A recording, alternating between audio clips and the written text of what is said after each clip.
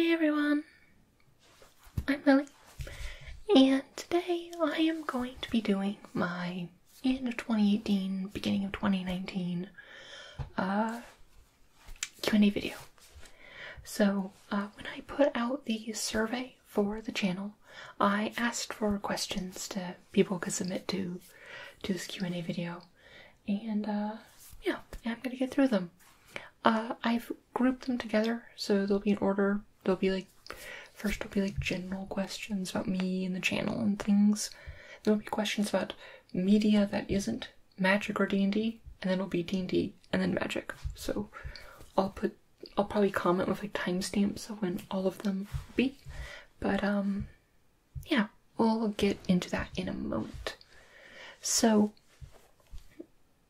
also, if I didn't get to your question, I might have overlooked it. There was a lot of questions submitted, and I may not get through all of them. Some of them I lumped together if they were similar. But if you have a question, like, feel free to leave in the comments. I usually am pretty good at responding to questions in the comments, and you can also always go over to the Discord channel, which is always linked in the description of every video. So, yeah. So, without further ado, let's just jump right into it, because there's a lot of questions to get through. First up, we have the beginning of the general questions. Do you offer commissions for any maps of fantasy worlds?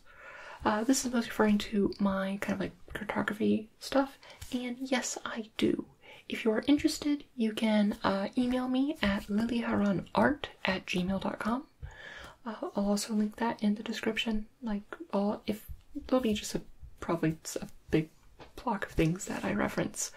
But yeah, if you want to get in contact and for any commissions that you want to do. So yeah, how has your average viewer changed over time? So I'm going to do a full video about the survey that I ran and talking about like trends and stuff that I've seen and comparing it to past surveys. So I'll be going more in depth on that question on that video. But for words that mean things. But I think in short, the most pronounced change is where they come from. Where it's early on it was very heavily from Reddit and external sites, and it's slowly shifting to more and more be from like YouTube algorithms and whatnot, and people finding me just randomly through searches and suggested videos and things like that. So, which is makes sense. I mean, Reddit is still like an important part of like making sure that a video does well. Like, there is a sizable increase where like if it does well on Reddit, then it reaches critical mass and it's recommended to more people, yada yada yada, so on and so forth. But yeah. If you could change one thing from the past that could drastically alter your life now, what would it be? Okay, I'm not gonna say the like actual answer because it's a bit personal, but I must say that the most one that I'm willing to share is I hopped around on what I wanted to do a lot early on when I was like trying to figure out my major and things like that, and I never really figured it out, and I was kind of like at a loss constantly of what I wanted to do and whatnot. So I would say that I wish I would have been more decisive on what I wanted to do, especially early in like after college and things like that. Not well, early in college, after high school and that period of life, I would have, knowing what I know now, chosen a career path I enjoyed better rather than kind of wasting a few years trying to figure that out. Who is your favorite ASMR person on YouTube? I mean, I listen to a lot of ASMR. I received a comment the other day where someone was like, "You listen to ASMR?" I'm just like, yes, I do listen to ASMR. What do you? Yeah, I run an ASMR channel because I don't know. No, yes, I listen to ASMR, but my favorite by far has to be Sophie Michelle. She just does such great work, and I love her role plays, and she has an amazing voice, and she's really cute, and but yeah. how did you get into cartography / world building?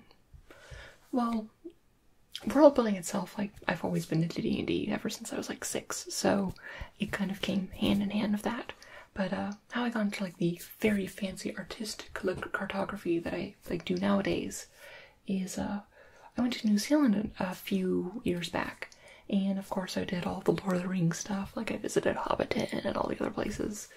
But one of the things they were selling in the gift shops was a print of a map of like Middle Earth or like the Shire for like $60. And I was like 60 US, not 60 New Zealand.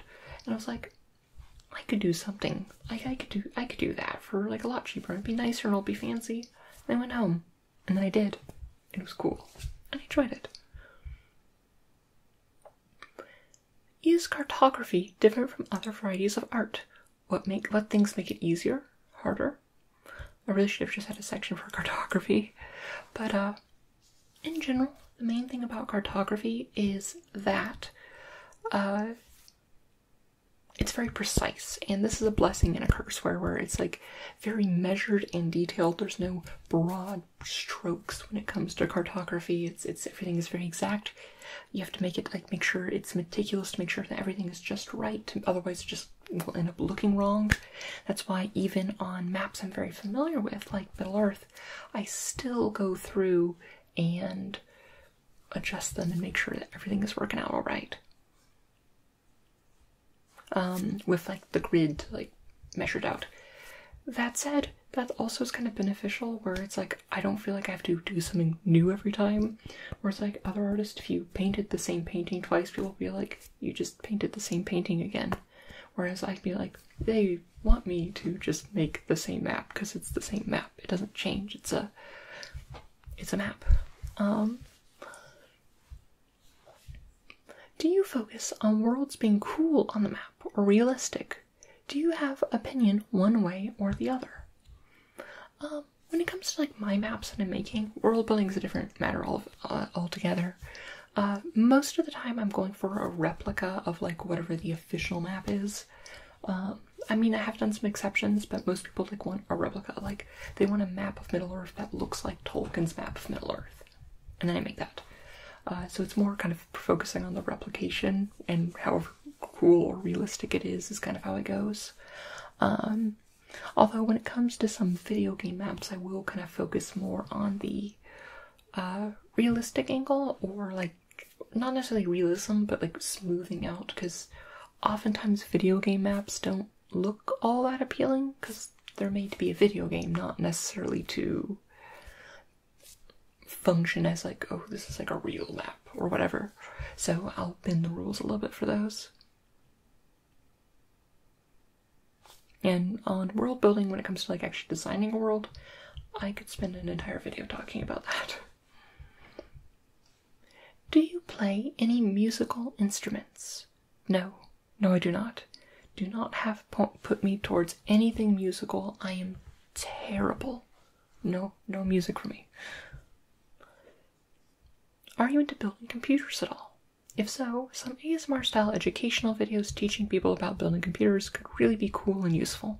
I mean, I just recently, like in the past year, built this new computer, like last fall, and it was a lot of fun and I enjoyed it, but I'm not in the habit of just like cranking out a new computer because they're expensive and I only really need one machine. I hope this last one lasts me a while, so I can't really do a video on it because it's already assembled and I'm not gonna take it apart and then reassemble it. But yeah. But that said, I'm actually not that knowledgeable when it comes to building computers.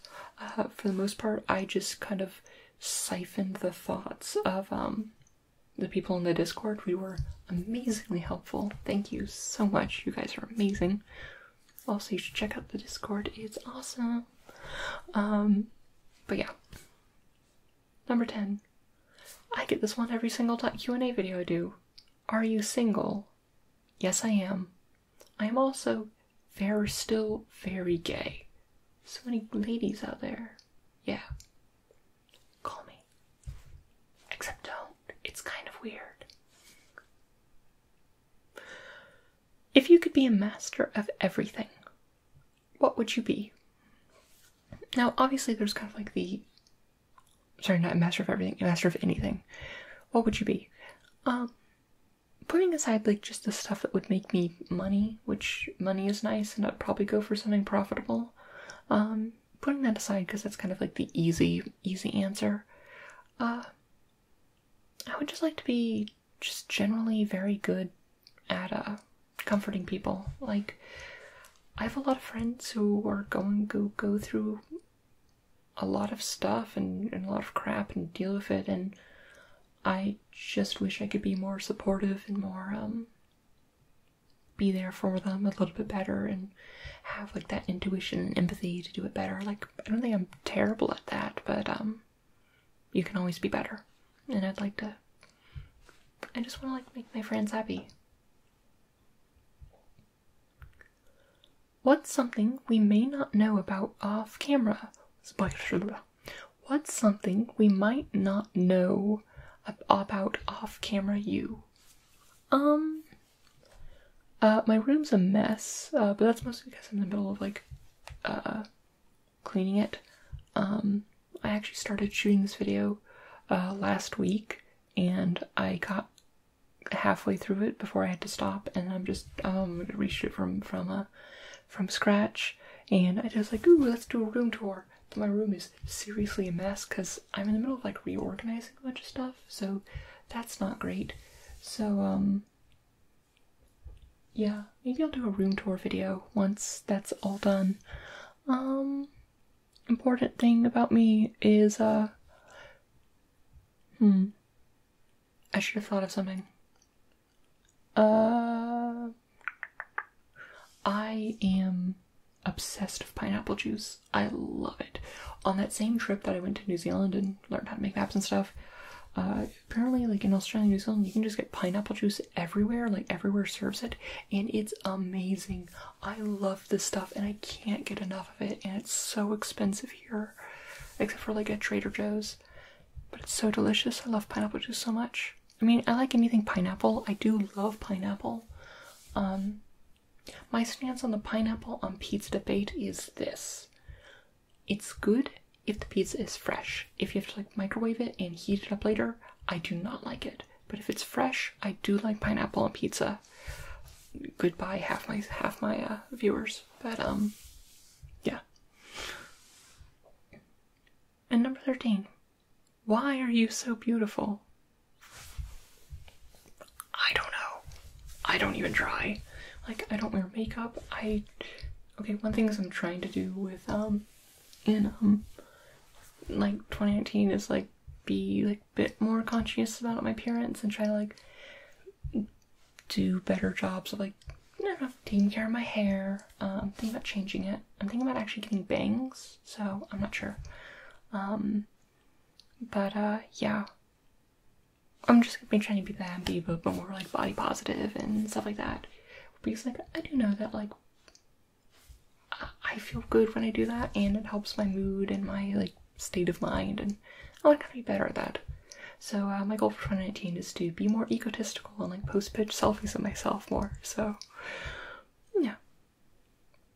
Next up, we're up to other media questions, so this is anything that wasn't magic or D&D.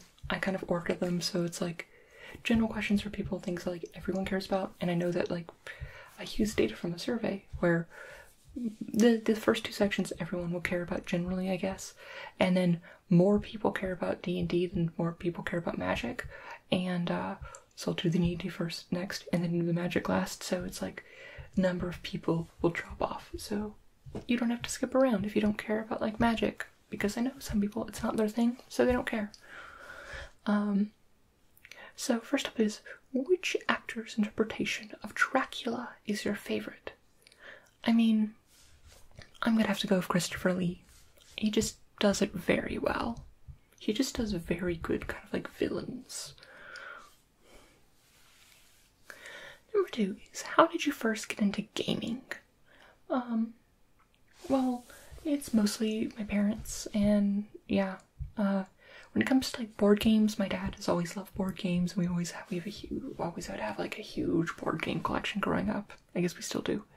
and we'd like play together as like with a family, just me and him and stuff like that. So, and then I stole his copy of the Player's Handbook when he got it, and then I learned D&D and stuff like that. When it comes to video games, like I used to like, my parents had all like the humongous games and stuff like that, so like Putt Putt and Spy Fox and Freddy Fish and stuff, and I played those. And then they introduced me to the next logical step, which was Baldur's Gate, which is just really a step above in difficulty, and I loved it, and I was hooked, and yeah, and here we are now. Who is the best wizard? Gandalf, Dumbledore, Alan Moore, Merlin, another one? Okay, as an English major, I would like tend towards Merlin, but then the TV show Merlin ruined Merlin for me, so I'm not gonna go with Merlin, and instead, I'm just gonna go with Gandalf. Really, Gandalf is solid.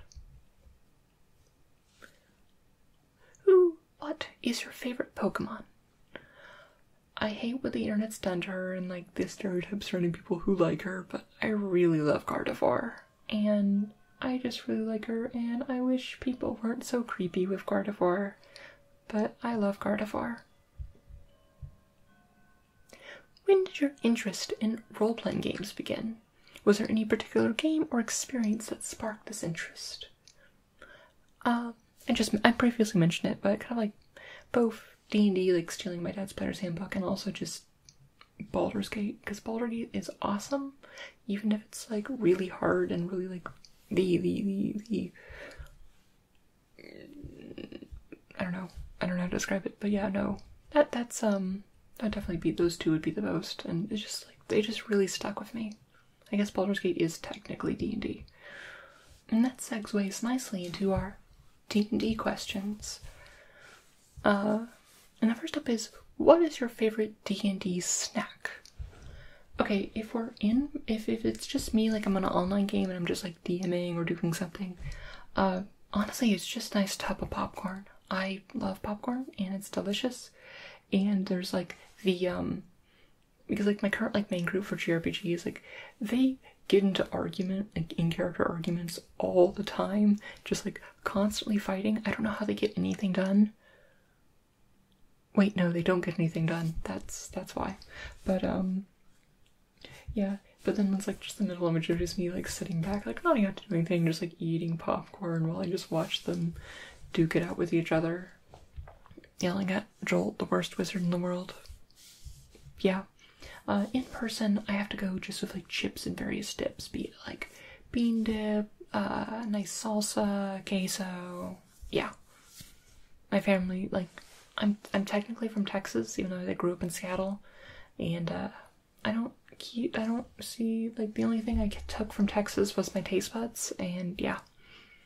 So even though that's changed, it was a moment of self-identity and crisis a few years ago when I like realized that Mexican food wasn't my favorite kind of food anymore, which was tragic. Number 2, how did you first get into D&D? I've already covered that many times in this Q&A. But yeah, no, I stole my dad's Player's Handbook, and I was like, this game looks awesome. And then I taught myself to read on it, because I could kind of read at the time. I could read simple words, but it's the thing that like made me like really want to learn and practice, and yeah. Despite knowing your stance on 5th edition, any opinions on the Guildmaster's Guide to Ravnica? Well,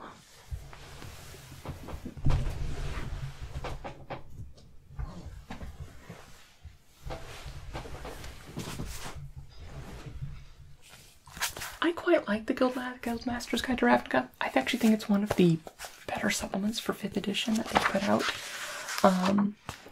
But yeah, no, they did a really good job with it. Just like, I mean, my main complaint with 5th edition is that, like, largely they're just way too, like, storytelling and lore heavy and talking about that. And, but like in a campaign guide, you kind of want that. And, yeah, and I think it does a really good job for that.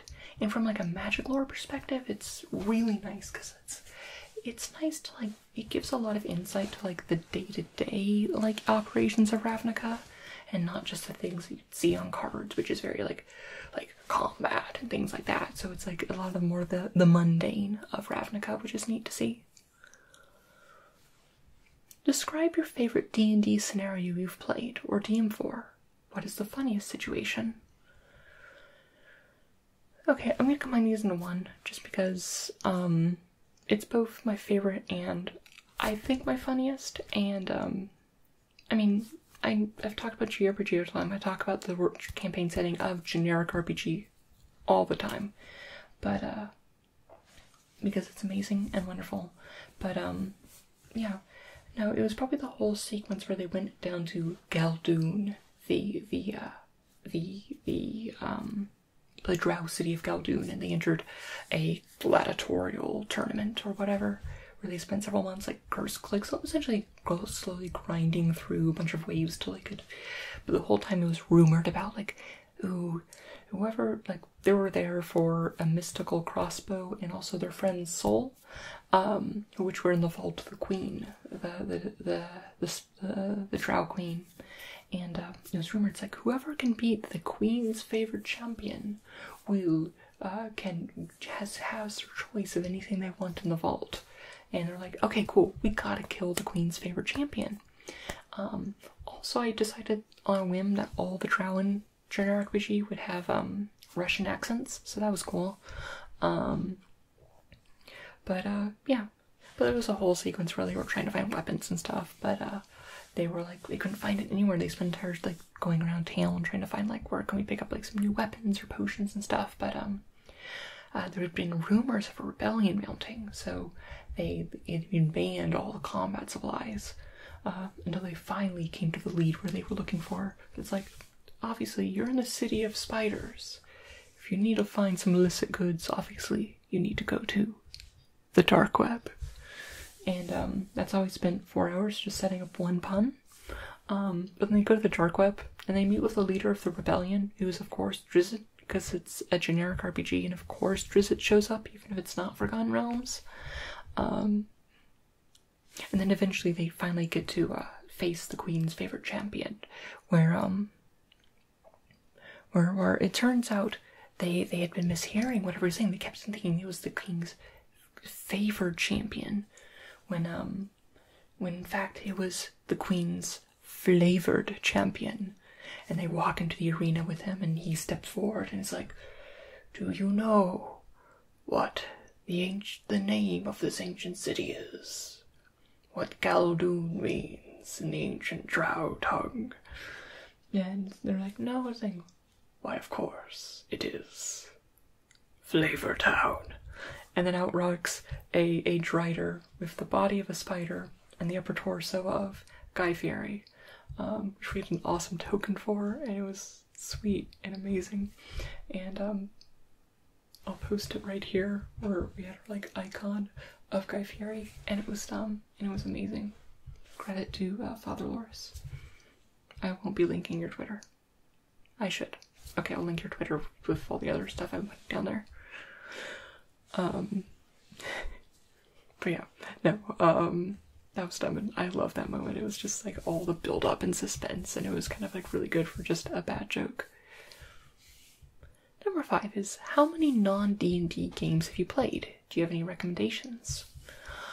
Oh wow, I've played a lot of them. I haven't really gone super in depth on a lot of them just because it's hard to get a group together for D&D, much less another setting. Although I've done a fair few one-shots. Let's see.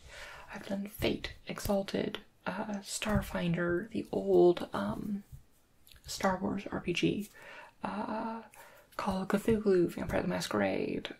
I'm probably missing others. I've played a lot of systems. I really do like Fate. I like Fate quite a bit. I like Exalted quite a bit. And, yeah.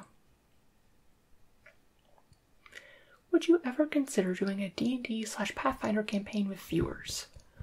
That'd be harder just because my schedule is really busy, and there has been talk in the past in the Discord of getting a D&D group organized among them, and I probably wouldn't be able to play in it actually full time, but I'd be happy to show up as a cameo character, just jumping in or something.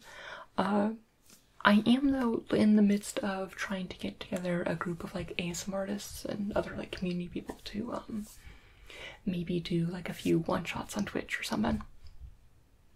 But that's still in the works. What are some common mistakes / pet peeves you have for world building you see? This is a question I could probably spend an entire video on, but it really comes down to is my biggest pet peeve, especially when it comes to D&D itself, is people who avoid tropes at all costs, or like avoid cliches or drawing from other sources, where it's like those things exist for a reason, where if everything in your world is unique and special, then it all kind of muddles together and no one remembers anything. Where it's like, the reason like JRPG works is that it comes from a place of like shared assumptions and shared experiences and pushes it to the level of absurdity, like in other things where having that like shared knowledge and assumed knowledge is very useful. And if you try to be too unique and too out there, it just doesn't leave any of the other players with like a base to stand on. Whereas like if you go with something, if you can make the assumptions make sense, it's good. So it's like when describing a world to players, don't make it too complex. You can give them an in-depth like 20-page world packet that they should read, but let's be honest, one of them's not. But you should be able to sum up the world in like 1 to 2 paragraphs, or like to at least get the gist and feel of the world and things like that. So that's what I would say is my main thing, is don't be afraid to borrow from other sources or be kind of tropey or whatever. They're there for a reason. Alrighty. Now we're on to the Magic the Gathering questions. So let's just jump right into it. How much Magic do you play in real life? How often do you go to your LGS for events like FNM? Well, for FNM, I never go because when I go to a store, I'm usually just drafting, and my store holds drafts on Sundays. So for Sunday afternoon Magic, I like to try to go once a week, but it usually comes down to being like 2 to 3 times a month. So yeah. And then as in for non-LGS stuff, I usually meet up with friends and stuff to play about once a month, sometimes twice a month if it's a good month. How did you first get into Magic? At what point did you know you were into Magic and it wasn't just a thing you were trying out? Well, I've had people trying to get me into Magic for the longest time, mostly Wizards employees that were just like family friends and stuff, trying to be like, hey Lily, wanna get into Magic? And I was like, no, I don't wanna, I'm good. I don't need to get into Magic. And in college, I had some friends who were playing it. I'm like, this seems cool. And so like, I picked up an intro deck and like played it out, and yeah. And I'm planning on doing a video on this, like in-depth on like the one card that made me realize like, yeah, this is a really cool game. That's something I really want to explore and try out. And it was just some draft chaff uncommon. So yeah. But I'll let you know which uncommon in a future video. But yeah, no, it was actually pretty early on that I realized like this is something rad. This is something that like really clicks with me and I really like. Would you have a blockworm as a pet? If so, what would be its name? No. A, have you seen them? They are terrifying. B, they're really they're huge. I have no means to take care of a blockworm. How much does a blockworm eat? They're also not domesticated whatsoever. It's like, I don't want like a trained Selesnian worm, much less just like a wild one roaming who knows where on Zendikar. No. Do you play any format that isn't Commander? Yes, I do. I play a lot of Cube, and obviously like Draft, and I'll play Sealed during pre-releases, but I'm not a huge Sealed fan. I mostly like Draft. But other than that, I play Popper. And of course, Judge's Tower, because Judge's Tower is rad. You woke up one day and saw Imragul walking the earth. What would you do? That's if I say, like, with the state of the world right now, I'm just like, I don't mind this. Like, at least it's kind of a cool ending rather than the self-imposed spiral of destruction that humanity's doing right now, so I'll roll with it. Also, Imragul doesn't really walk. She kind of, like, floats with other tentacles. Ooh. I don't know. Imragul doesn't go ooh, but okay. Favorite commander deck you've ever built and why? Definitely probably Abzan Life Gain. I just really like the deck. I like Life Gain in general. I really like it as a mechanic. As kind of like an archetype, not really a mechanic. But, yeah, no, I like Abzan. Abzan are my favorite colors. Just like play with. Like, Selesnya is my favorite colors, like flavor-wise, but, I guess Abzan is most of Selesnya. But, I mean, Selesnya is most of Abzan. But, yeah, so I like that because it's like very grindy. It doesn't, like, it has a combo kill, but it's mostly just kind of like, I want to grind out my opponents, I want to outvalue them, I just want to, like, win this and kind of slowly whittle away at my opponents, and I really like that playstyle. Which two decks would you take with you if you were to be stranded on an island and had to play against yourself to pass time? Honestly, I wouldn't bring decks. I would probably bring something else. I would probably just, if I had to bring decks, I'd probably choose 120 cards of something that, with cards of art I like. Because, I don't know, the reason I like playing Commander is A, for brewing, and B, for the social aspect of playing. Like, I mean, I enjoy playing itself, but it's the being with other people, it's playing with other people, and if I'm going to be stranded on a desert island, I'd rather do something more creative than just playing with myself necessarily. With oh wow, that sounded wrong. But yeah, okay, stop thinking about that lately. But yeah. Number 8, favorite angel creature in Magic. I have to go with Siddhartha. I love her story in the lore, and she's cool. She's also Selesnya, which is, as I always say, the best Nia. But, yeah. And, I'm actually considering making her the new commander of my humans deck. And kind of like, stripping my... It's been 4-color humans, but I'm thinking about actually pulling it back to just being Selesnya humans. And, then she would be the commander of that one. So, maybe. What does your playgroup look like, commander-wise? I'm actually kind of in between playgroups right now, because, I mean, okay, last summer, I've been, like, in between playgroups for, like, the last 6 months, but, yeah, no, but before that, it was, my friend, runs, Kaneo Sentiro, pretty much just a precon. She hasn't really altered it much. She pretty much only plays Magic with us, but that's fine. And there's a Brea player, and then my friend who kind of helped get me into the game and stuff.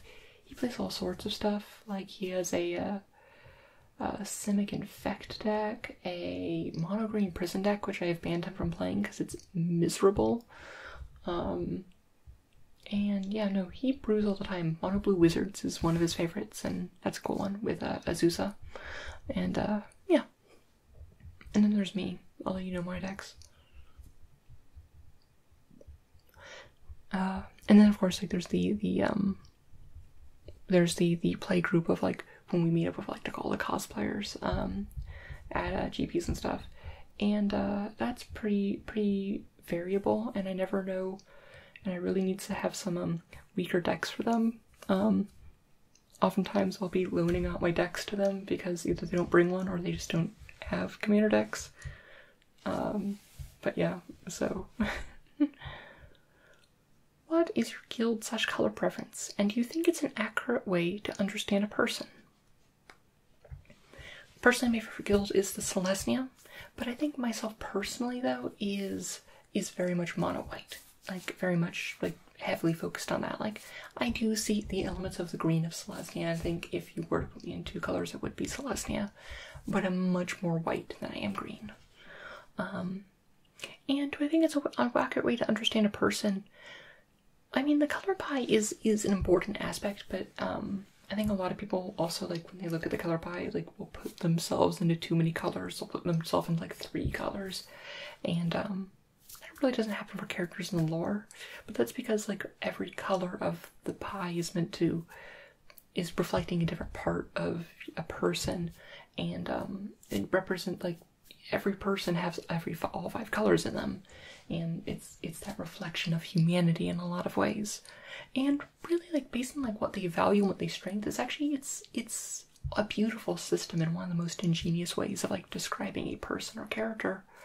But really coming down to if you're gonna, as simple categorization tools go, I think it's actually one of the better ones.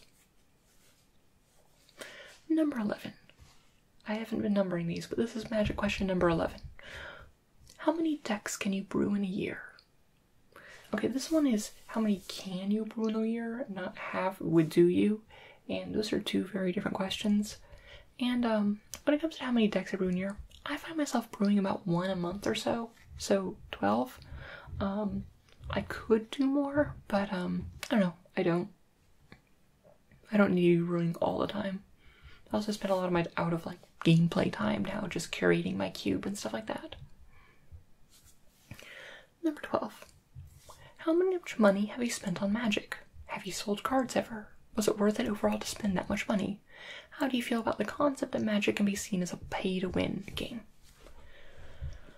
Okay, how much money have you spent on Magic? I don't want to think about the total amount, but on average, like, I'll spend maybe around like $50 a month on Magic. If you think like, okay, I go to like 2.5 drafts a month at $15 each, and yeah, that comes out to be like about like 45, a little bit more, a little bit less, and add in like a little bit extra for like pre-releases and stuff like that. It comes out to be about $50 a month, and I honestly don't mind paying that. Like, I have no regrets. Like, when I go to draft, it's like I pay $15 and to get like 4 hours of entertainment, and you know, I get some cards too, and that has some value after that, and that's nice. But I mean, it's just like going to the movies. Like, you could easily spend $15 going to the movies, spend 4 hours, and like, it's a hobby like anything else. So I don't regret spending the money I've spent on Magic.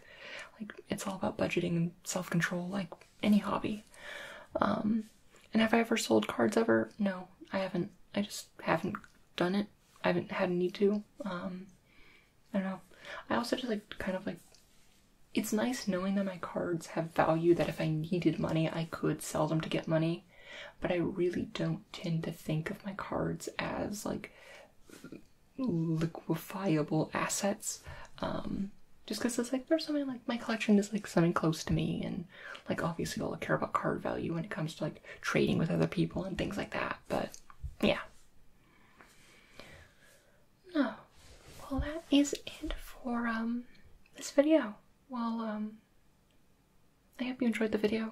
It's of course, as again, if you have any other questions, just ask and I'll usually get back to answering you.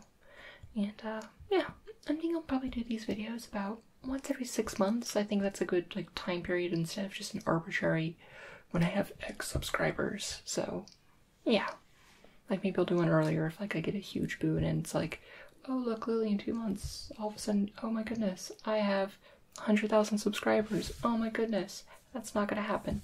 But yeah, I might do one then, but it's likely not to happen. But yeah, so yeah, there's not much else to say. I have a new setup, I have a new backdrop and stuff, and I'm doing some experimentation with like more videos and like scenes and stuff. So let me know how you think about that. And as always, I hope you have a wonderful night's sleep, and may your stories smile upon you.